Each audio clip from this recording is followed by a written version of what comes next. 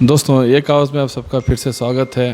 آج ہم بنگلور کے سب سے بڑے مدرسہ سبیل الرشاد میں ہم لوگ موجود ہیں۔ آج ہمارے ساتھ امیر شریعت جناب صغیر احمد صاحب ہمارے ساتھ موجود ہیں کہ عید کی نماز کس طرح سے ادا کی جائے گی۔ جی السلام علیکم ورحمۃ اللہ وبرکاتہ۔ وعلیکم السلام ورحمۃ اللہ وبرکاتہ۔ آج ہندوستان کا ہر ایک مسلمان ایک سوچ میں ڈوبا ہوا ہے کہ بقرعید کی عید نماز کس طرح سے ادا کی جائے گی، کہاں پہ کی جائے گی۔ بسم اللہ الرحمن الرحیم۔ میں تمام امت مسلمہ کو اس سے پہلے کہ میں اپنی بات شروع کروں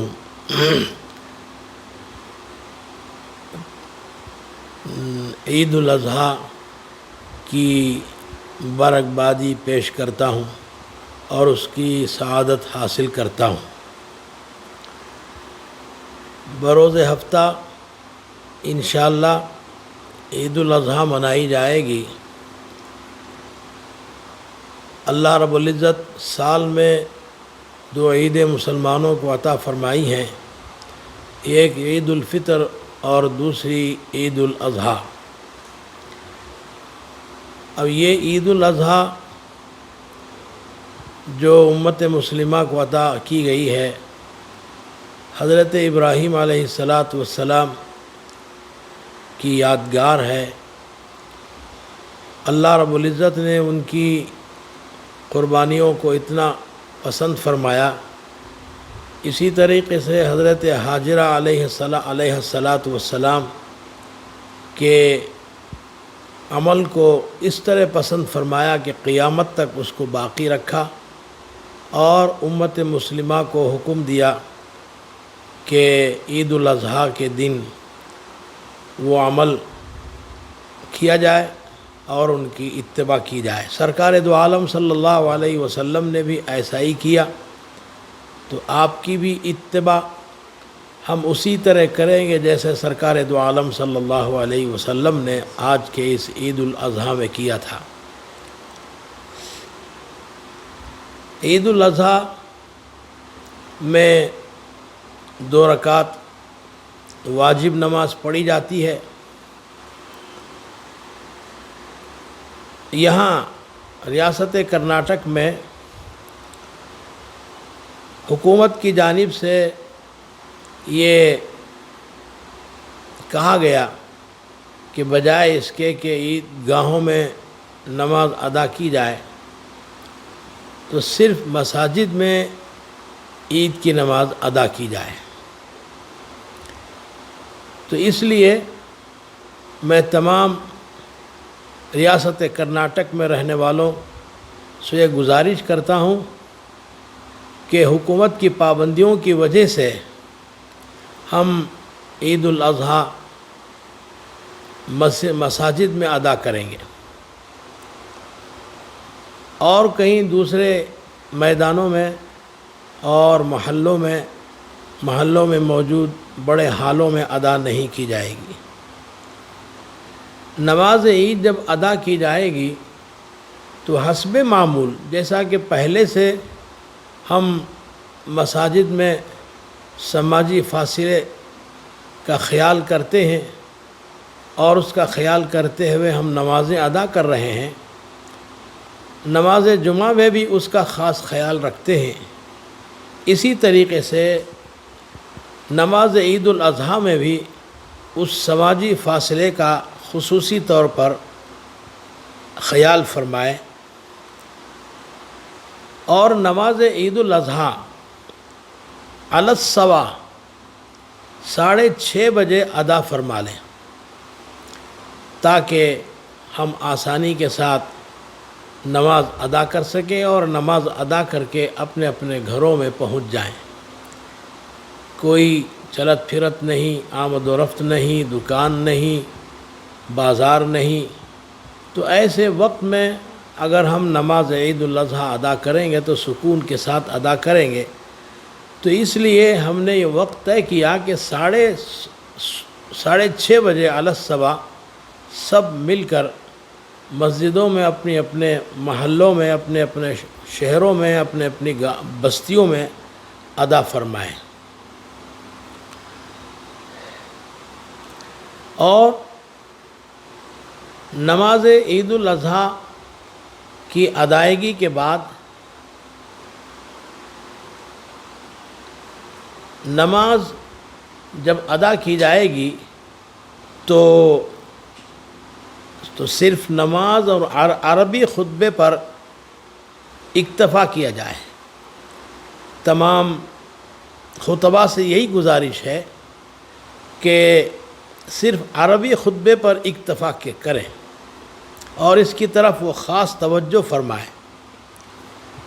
نماز عید کے لیے بچوں کو اپنے ساتھ نہ لائیں، اور جو عمر رسیدہ لوگ ہیں ان سے گزارش ہے کہ وہ احتیاط فرمائیں تاکہ وہ محفوظ رہیں، اللہ رب العزت ان کی صحت کی حفاظت فرمائے۔ اس لیے ہم گزارش کرتے ہیں کہ جو عمر رسیدہ حضرات ہیں وہ خاص خیال فرمائیں اور احتیاط کریں، اور نمازوں کے بعد آپس میں مصافحہ اور معانقے سے پرہیز کریں۔ معانقہ پرہیز سے بھی یہ ممکن ہے کہ یہ وبا اور کرونا کا مرض پھیل جائے، کہیں ایسا نہ ہو کہ کوئی آدمی کو موقع ملے کہ مسلمانوں کو بدنام کرے۔ اس لیے نمازوں کے بعد مصافحہ اور معانقے سے پرہیز کریں۔ نمازوں کی ادائیگی کے بعد قربانی جانور کی جاتی ہے، اور جانوروں میں ریاست کرناٹک میں گائے اور اونٹ کی قربانی ممنوع ہے، اس لیے اس کے ذبح میں احتیاط برتی جائے اور اس کو ذبح نہ فرمائیں۔ بکرے کی قربانی دی جائے گی۔ قربانی کا عظیم عبادت ہے، شعائر اسلام میں سے ہے۔ قربانی کے 3 دن ہیں، 10 ذی الحجہ، 11 اور 12 ذی الحجہ، یہ 3 دن قربانی کے لیے ہیں، اور جو صاحب نصاب آدمی ہوتا ہے اس پر قربانی واجب ہوتی ہے۔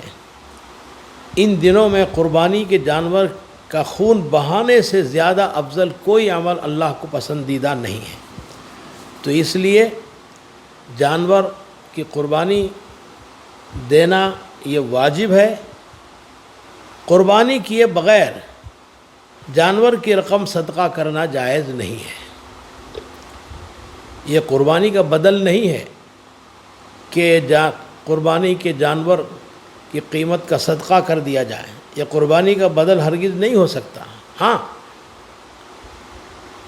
پوری کوشش کے باوجود قربانی نہ کی جا سکے تو قربانی کے 3 دنوں کے بعد جانور کی رقم یا جانور ہی کو بطور صدقہ دے دیا جا سکتا ہے۔ تمام احتیاطی تدابیر اور پاکی صفائی کا مکمل خاص خیال فرمائیں، اور خون، گندگی اور ناقابل استعمال چیزوں کو میونسپلٹی کی جانب سے گندگی کے ڈالنے کی جو جگہ مختص کی جاتی ہے وہاں لے جا کر اپنی پوری ذمہ داری سے ڈال دیں۔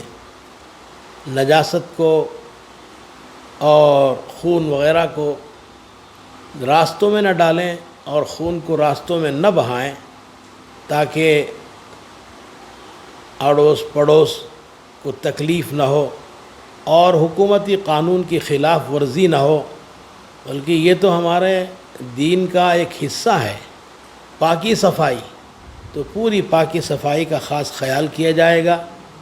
گلی کوچوں میں کھلے عام قربانی نہ فرمائیں، جانوروں کی نہ نمائش ہو اور نہ ان کا گشت کرائیں، اور پھر عید کی نماز کے بعد رشتہ داروں کے ہاں آمد و رفت اس سے بھی ذرا پرہیز فرما لیں تاکہ آپس میں زیادہ ملاقات نہ ہونے پائے، اس کا خاص خیال فرمائے۔